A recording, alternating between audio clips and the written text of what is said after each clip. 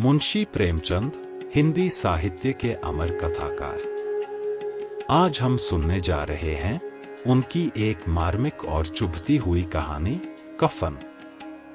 यह कहानी सिर्फ गरीबी की नहीं, इंसानी भावनाओं, टूटे हुए मूल्यों और सामाजिक विडंबनाओं की भी है। चलिए सुनते हैं कफन मुंशी प्रेमचंद की लेखनी से। झोपड़े के द्वार पर बाप और बेटा दोनों एक बुझे हुए अलाव के सामने चुपचाप बैठे हुए हैं और अंदर बेटे की जवान बीबी बुधिया प्रसव वेदना में पछाड़ खा रही थी। रह रहकर उसके मुंह से ऐसी दिल हिला देने वाली आवाज निकलती थी कि दोनों कलेजा थाम लेते थे। जाड़ों की रात थी, प्रकृति सन्नाटे में डूबी हुई, सारा गांव अंधकार में लय हो गया था। घीसू ने कहा, मालूम होता है बचेगी नहीं। सारा दिन दौड़ते हो गया, जा देख तो आ। माधव चिढ़कर बोला, मरना ही तो है, जल्दी मर क्यों नहीं जाती? देखकर क्या करूं? तू बड़ा बेदर्द है बे। साल भर जिसके साथ सुख चैन से रहा, उसी के साथ इतनी बेवफाई। तो मुझसे तो उसका तड़पना और हाथ पांव पटकना नहीं देखा जाता। चमारों का कुंबा था और सारे गांव में बदनाम। घीसू एक दिन काम करता तो 3 दिन आराम करता। माधव इतना कामचोर था कि आध घंटे काम करता तो घंटे भर चिलम पीता। इसलिए उन्हें कहीं मजदूरी नहीं मिलती थी। घर में मुट्ठी भर भी अनाज मौजूद हो तो उनके लिए काम करने की कसम थी। जब 2-4 फाके हो जाते तो घीसू पेड़ पर चढ़कर लकड़ियां तोड़ लाता और माधव बाजार से बेच लाता, और जब तक वह पैसे रहते दोनों इधर उधर मारे मारे फिरते। गांव में काम की कमी न थी। किसानों का गांव था, मेहनती आदमी के लिए 50 काम थे। मगर इन दोनों को उसी वक्त बुलाते जब 2 आदमियों से एक का काम पाकर भी संतोष कर लेने के सिवा और कोई चारा न होता। अगर दोनों साधु होते तो उन्हें संतोष और धैर्य के लिए संयम और नियम की बिल्कुल जरूरत न होती। यह तो इनकी प्रकृति थी। विचित्र जीवन था इनका। घर में मिट्टी के 2-4 बर्तन के सिवा कोई संपत्ति नहीं। फटे चीथड़ों से अपनी नग्नता को ढाके हुए जिए जाते थे। संसार की चिंताओं से मुक्त, कर्ज से लदे हुए। गालियां भी खाते, मार भी खाते, मगर कोई गम नहीं। दीन इतने की वसूली की बिल्कुल आशा न रहने पर भी लोग इन्हें कुछ न कुछ कर्ज दे देते थे। मटर आलू की फसल में दूसरों के खेतों से मटर या आलू उखाड़ लाते और भून भानकर खा लेते, या 10-5 ऊख उखाड़ लाते और रात को चूसते। घीसू ने इसी आकाशवृत्ति से 60 साल की उम्र काट दी और माधव भी सपूत बेटे की तरह बाप ही के पदचिह्नों पर चल रहा था, बल्कि उसका नाम और भी उजागर कर रहा था। इस वक्त भी दोनों अलाव के सामने बैठकर आलू भून रहे थे, जो कि किसी खेत से खोद लाए थे। घीसू की स्त्री का तो बहुत दिन हुए देहांत हो गया था। माधव का ब्याह पिछले साल हुआ था। जब से यह औरत आई थी, उसने इस खानदान में व्यवस्था की नींव डाली थी और इन दोनों बेगैरतों का दोजख भरती रहती थी। जब से वह आई, यह दोनों और भी आरामतलब हो गए थे, बल्कि कुछ अकड़े भी लगे थे। कोई कार्य करने को बुलाता तो निब्याज भाव से दुगुनी मजदूरी मांगते। वही औरत आज प्रसव वेदना से मर रही थी और यह दोनों इसी इंतजार में थे कि वह मर जाए तो आराम से सोएं। घीसू ने आलू निकालकर छीलते हुए कहा, जाकर देख तो क्या दशा है उसकी। चुड़ैल का फिसाद होगा और क्या। यहां तो ओझा भी 1 रुपया मांगता है। माधव को भय था कि वह कोठरी में गया तो घीसू आलूओं का बड़ा भाग साफ कर देगा। बोला, मुझे वहां जाते डर लगता है। डर किस बात का है, मैं तो यहां हूं ही। तो तुम ही जाकर देखो ना। मेरी औरत जब मरी थी तो मैं 3 दिन तक उसके पास से हिला तक नहीं, और फिर मुझसे लजाएगी कि नहीं। जिसका कभी मुंह नहीं देखा, आज उसका उखड़ा हुआ बदन देखूं। उसे तन की सुध भी तो न होगी। मुझे देख लेगी तो खुलकर हाथ पांव भी न पटक सकेगी। मैं सोचता हूं कोई बाल बच्चा हुआ तो क्या होगा। सौंठ, गुड़, तेल कुछ भी तो नहीं है घर में। सब कुछ आ जाएगा। भगवान दे तो। जो लोग अभी 1 पैसा नहीं दे रहे हैं वे ही कल बुलाकर रुपए देंगे। मेरे 9 लड़के हुए, घर में कभी कुछ न था, मगर भगवान ने किसी न किसी तरह बेड़ा पार ही लगाया। जिस समाज में रात दिन मेहनत करने वालों की हालत उनकी हालत से कुछ बहुत अच्छी न थी, और किसानों के मुकाबले में वे लोग जो किसानों की दुर्बलताओं से लाभ उठाना जानते थे कहीं ज्यादा संपन्न थे, वहां इस तरह की मनोवृत्ति का पैदा हो जाना कोई अचरज की बात न थी। हम तो कहेंगे घीसू किसानों से कहीं ज्यादा विचारवान था और किसानों के विचार शून्य समूह में शामिल होने के बदले बैठकबाजों की कुत्सित मंडली में जा मिला था। हाँ, उसमें यह शक्ति न थी कि बैठकबाजों के नियम और नीति का पालन करता। इसलिए जहां उसकी मंडली के और लोग गांव के सरगना और मुखिया बने हुए थे, उस पर सारा गांव उंगली उठाता था। फिर भी उसे यह तस्कीन तो थी ही कि अगर वह फटेहाल है तो कम से कम उसे किसानों की सी जी तोड़ मेहनत तो नहीं करनी पड़ती, और उसकी सरलता और निरीहता से दूसरे लोग बेजा फायदा तो नहीं उठाते। दोनों आलू निकाल निकाल कर जलते जलते खाने लगे। कल से कुछ नहीं खाया था, इतना सब्र न था कि ठंडा हो जाने दे। कई बार दोनों की जबानें जल गईं।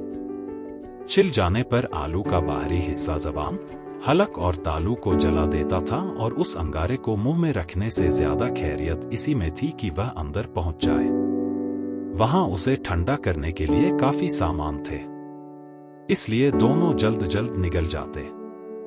हालांकि इस कोशिश में उनकी आंखों से आंसू निकल आते। घीसू को उस वक्त ठाकुर की बारात याद आई जिसमें 20 साल पहले वह गया था। उस दावत में उसे जो तृप्ति मिली थी वह उसके जीवन में एक याद रखने लायक बात थी, और आज भी उसकी याद ताजी थी। बोला वह भोज नहीं भूलता। तब से फिर उस तरह का खाना और भरपेट नहीं मिला। लड़की वालों ने सबको भरपेट पूड़ियां खिलाई थी, सबको। छोटे बड़े सबने पूड़ियां खाई और असली घी की। चटनी, रायता, 3 तरह के सूखे साग, एक रसेदार तरकारी, दही, चटनी, मिठाई। अब क्या बताऊं कि उस भोज में क्या स्वाद मिला। कोई रोक टोक नहीं थी, जो चीज चाहो मांगो, जितना चाहो खाओ। लोगों ने ऐसा खाया कि किसी से पानी न पिया गया। मगर परोसने वाले हैं कि पत्तल में गर्म गर्म गोल गोल सुवासित कचौड़ियां डाल देते हैं। मना करते हैं कि नहीं चाहिए, पत्तल पर हाथ रोके हुए हैं, मगर वह है कि दिए जाते हैं। और जब सबने मुंह धो लिया तो पान इलायची भी मिली, मगर मुझे पान लेने की कहां सुध थी।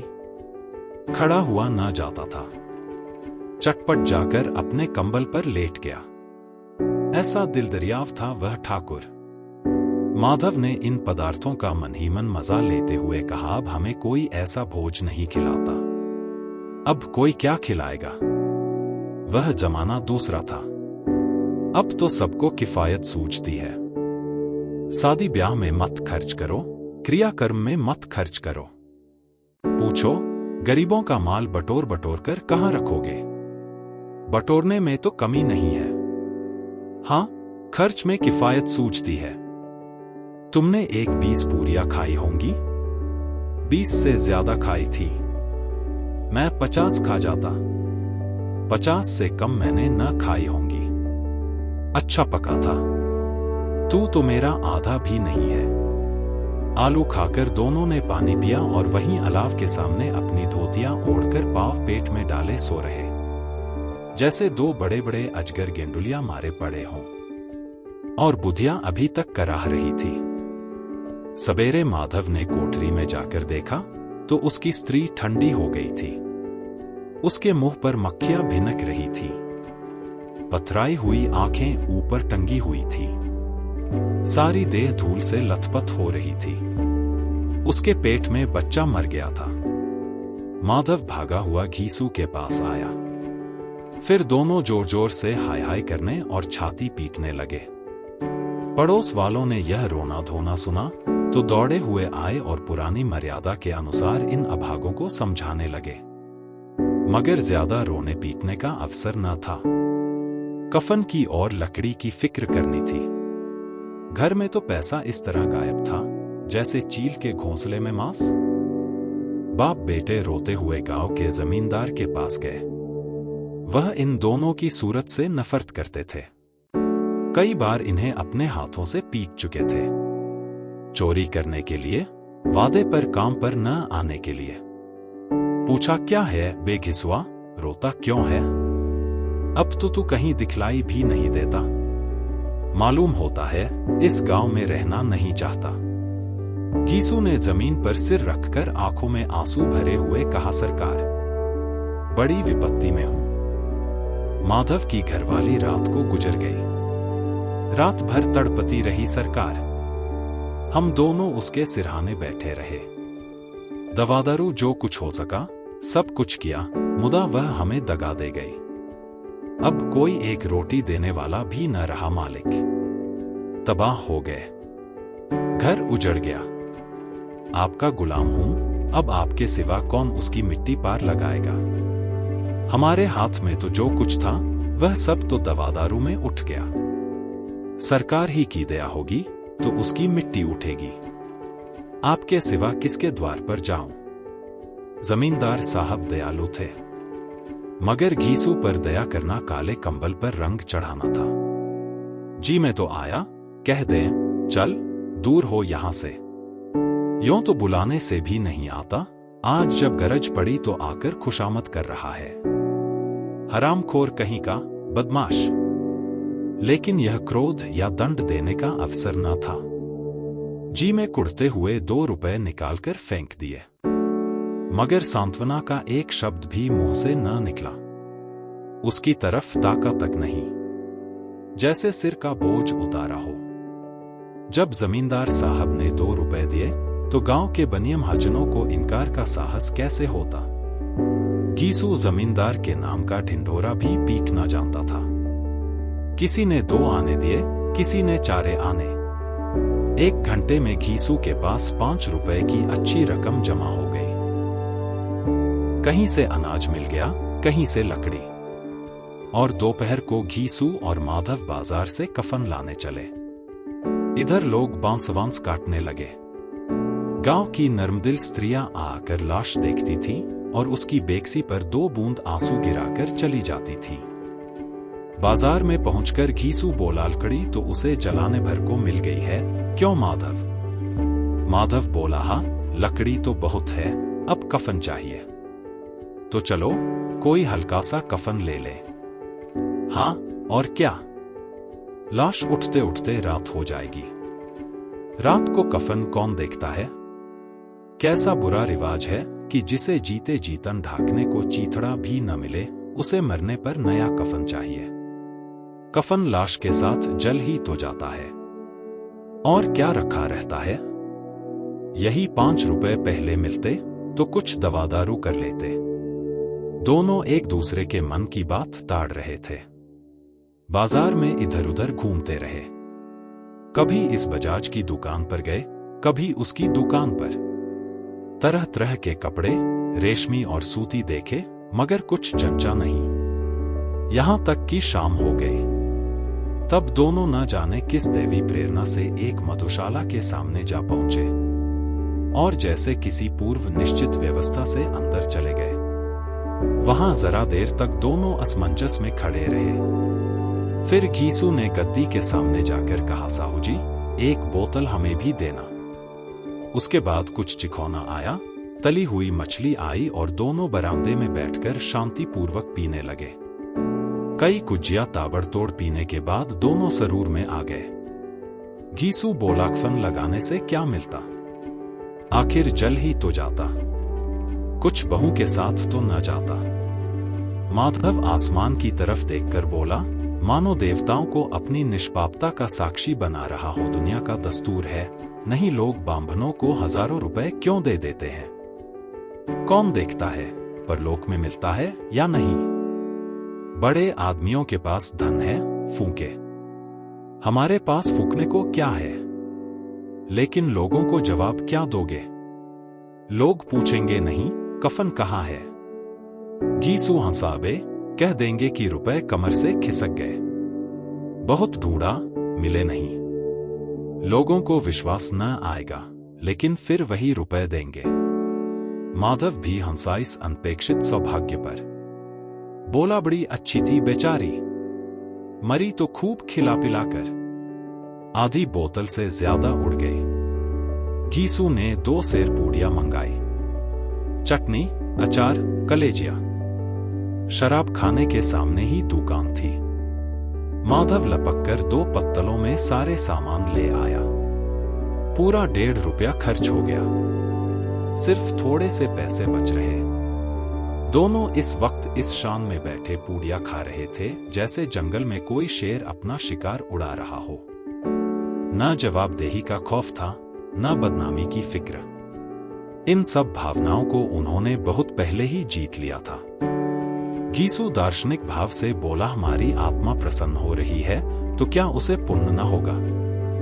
माधव ने श्रद्धा से सिर झुकाकर तस्दीक की, जरूर से जरूर होगा। भगवान, तुम अंतर्यामी हो, उसे बैकुंठ ले जाना।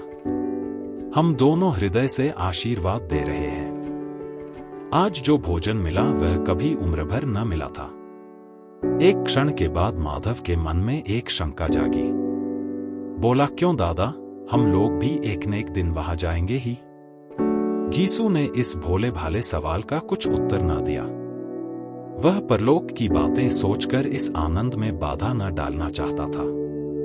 जो वहां हम लोगों से पूछे कि तुमने हमें कफन क्यों नहीं दिया तो क्या कहोगे? कहेंगे तुम्हारा सिर। पूछेगी तो जरूर, तू कैसे जानता है कि उसे कफन न मिलेगा? तू मुझे ऐसा गधा समझता है? 60 साल क्या दुनिया में घास खोदता रहा हूं। उसको कफन मिलेगा और बहुत अच्छा मिलेगा। माधव को विश्वास न आया। बोला, कौन देगा? रुपए तो तुमने चट कर दिए। वह तो मुझसे पूछेगी। उसकी मांग में तो सेंदूर मैंने डाला था। कौन देगा? बताते क्यों नहीं? वही लोग देंगे जिन्होंने अब की दिया। हाँ, अब की रुपए हमारे हाथ न आएंगे। ज्यों-ज्यों अंधेरा बढ़ता था और सितारों की चमक तेज होती थी, मधुशाला की रौनक भी बढ़ती जाती थी। कोई गाता था, कोई डींग मारता था, कोई अपने संगी के गले लिपटा जाता था, कोई अपने दोस्त के मुंह में कुल्हड़ लगाए देता था। वहां के वातावरण में सरूर था, हवा में नशा। कितने तो यहां आकर एक चुल्लू में मस्त हो जाते थे। शराब से ज्यादा यहां की हवा उन पर नशा करती थी। जीवन की बाधाएं यहां खींच लाती थीं और कुछ देर के लिए यह भूल जाते थे कि वे जीते हैं या मरते हैं, या न जीते हैं न मरते हैं। और यह दोनों बाप बेटे अब भी मजे ले लेकर चुस्कियां ले रहे थे। सबकी निगाहें इनकी ओर जमी हुई थी। दोनों कितने भाग्य के बली हैं। पूरी बोतल बीच में है। भरपेट खाकर माधव ने बची हुई पूड़ियों का पत्तल उठाकर एक भिखारी को दे दिया, जो खड़ा इनकी ओर भूखी आंखों से देख रहा था। और देने के गौरव, आनंद और उल्लास का अपने जीवन में पहली बार अनुभव किया। घीसू ने कहा, ले जा, खूब खा और आशीर्वाद दे। जिसकी कमाई है वह तो मर गई, मगर तेरा आशीर्वाद उसे जरूर पहुंचेगा। रोएं रोएं से आशीर्वाद दो, बड़ी गाड़ी कमाई के पैसे हैं। माधव ने फिर आसमान की तरफ देखकर कहा, वह बैकुंठ में जाएगी दादा, बैकुंठ की रानी बनेगी। घीसू खड़ा हो गया और जैसे उल्लास की लहरों में तैरता हुआ बोला, हा बेटा बैकुंठ में जाएगी। किसी को सताया नहीं, किसी को दबाया नहीं। मरते मरते हमारी जिंदगी की सबसे बड़ी लालसा पूरी कर गई। वह न बैकुंठ जाएगी तो क्या ये मोटे मोटे लोग जाएंगे जो गरीबों को दोनों हाथों से लूटते हैं और अपने पाप को धोने के लिए गंगा में नहाते हैं और मंदिरों में जल चढ़ाते हैं। श्रद्धालुता का यह रंग तुरंत ही बदल गया। अस्थिरता नशे की खासियत है। दुख और निराशा का दौरा हुआ। माधव बोला, मगर दादा, बेचारी ने जिंदगी में बड़ा दुख भोगा। कितना दुख झेल कर मरी। वह आंखों पर हाथ रखकर रोने लगा, चीखें मार मार कर। घीसू ने समझाया, क्यों रोता है बेटा, खुश हो कि वह मायाजाल से मुक्त हो गई, जंजाल से छूट गई। बड़ी भाग्यवान थी जो इतनी जल्द मायामों के बंधन तोड़ दिए। और दोनों खड़े होकर गाने लगे, ठगिनी क्यों नैना झमकावे, ठगिनी। पियक्कड़ों की आंखें इनकी ओर लगी हुई थीं और यह दोनों अपने दिल में मस्त गाए जाते थे। फिर दोनों नाचने लगे, उछले भी, कूदे भी, गिरे भी, मटके भी, भाव भी बताए, अभिनय भी किए और आखिर नशे में मदमस्त होकर वहीं गिर पड़े। ये थी कफन, मुंशी प्रेमचंद की कालजयी कहानी। क्या वाकई घीसू और माधव निर्दयी थे या ये समय और व्यवस्था की मार थी जिसने उन्हें ऐसा बना दिया? अगर कहानी ने आपके भीतर कुछ हिला दिया हो तो हमें कमेंट्स में इसे जरूर बताएं। मिलते हैं अगली कहानी में, तब तक के लिए धन्यवाद। ऐसी ही और हिंदी कहानियां सुनने के लिए सब्सक्राइब करना ना भूलें।